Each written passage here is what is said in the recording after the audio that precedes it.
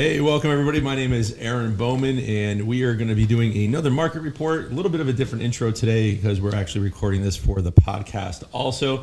So today I have with me Jen Webster again, and we're going to be going over the numbers for December, right? Yes. Yes, and just talking real estate for a little bit. So, Jen, how you been? I've been pretty good. How was your? Good. How was your Christmas? Uneventful. Yep. How come? Quarantine. Yeah, you were. I had COVID. Then Yep. Other people got COVID, not because of me, but yeah, All not right. fun. Christmas was canceled. Yeah. Delayed. And New Year's? Did you do anything for New Year's? I think we made it to about 11:30. Okay. All right.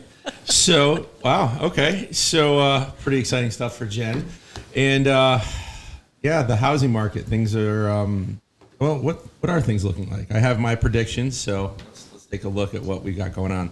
Well, I'm hoping for 2022 that prices level out a little more. My buyers actually have something to search for, and that the more inventory comes on. Yeah, there's still very little inventory. So what do we have for the average price in December? The average price for December was $315,000, and that's been about the average since September. Yeah, it hasn't fluctuated too much. No.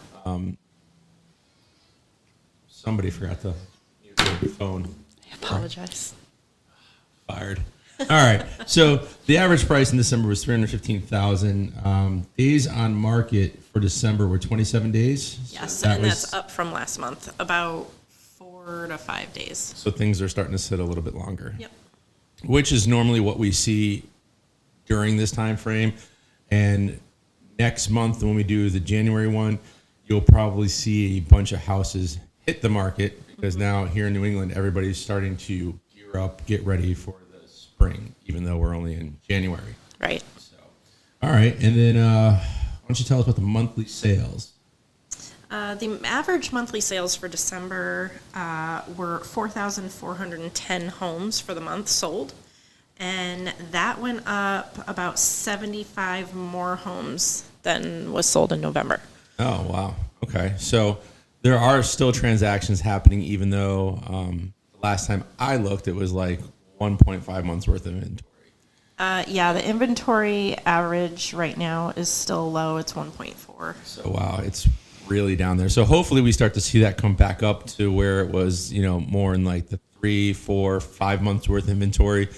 That starts to show you that it's more of a little bit of a balanced market, not quite a buyer's market yet. So sellers are still getting a good price for their home, and there's still not a ton of competition, but there's enough to where people aren't getting beaten out left and right. Right.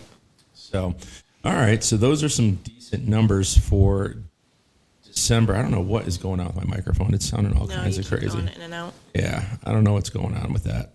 But so what do you think you're going to start seeing this coming spring? Now that we kind of see what happened last year, it was not as crazy as the previous year during the very start of the whole COVID thing, but then it got crazy.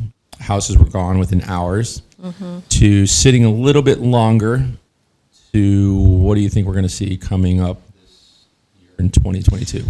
This year, hopefully homes will be sitting on the market for a little bit longer for a more reasonable price than the inflation that we've been seeing. And it'll give more buyers out there more options because right now it's slim pickings and nobody's really doing a whole lot.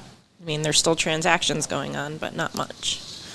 Yeah, and it's been really tough, especially with the VA buyers, the FHA buyers, because a lot of sellers don't want to, I don't want to call it go through the hoops, but there are hoops when it comes to Well, yeah, there's a few more steps that you have to go through for VA loans and FHA loans rather than conventional.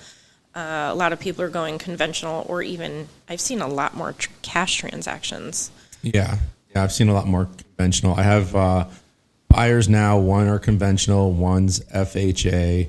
And the FHA guy actually looked at a house in Tallinn that we just got an offer accepted on, and it has a crumbling foundation, but it's supposed to be fixed within the next year. And my mic going out is driving me crazy.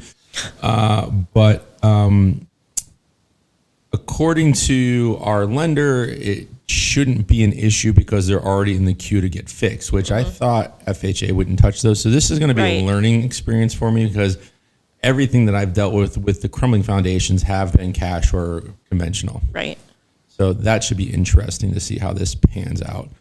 But yeah, I think we're going to start seeing more homes hit the market. I think we're going to start seeing things to balance out and get more back down to reality as opposed to where it was, hey, I have a cardboard box on the corner of the street and now somebody's going to pay me $200,000 for it, right? Yeah. It was insane the last 2 years, which is good. You know, I mean, we were able to find people homes, people were able to sell homes, move out of the state, people were able to move into the state. But at the same time, I think, you know, as unfortunate as it is, some people are probably overpaid. None of my clients, for sure.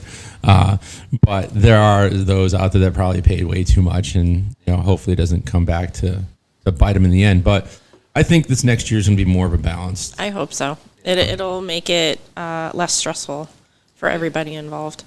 Yeah. So that's our market report for December. It's now January 5th, and next month we'll have another market report. Hopefully my mic stops going in and out like it is right now, which is kind of annoying.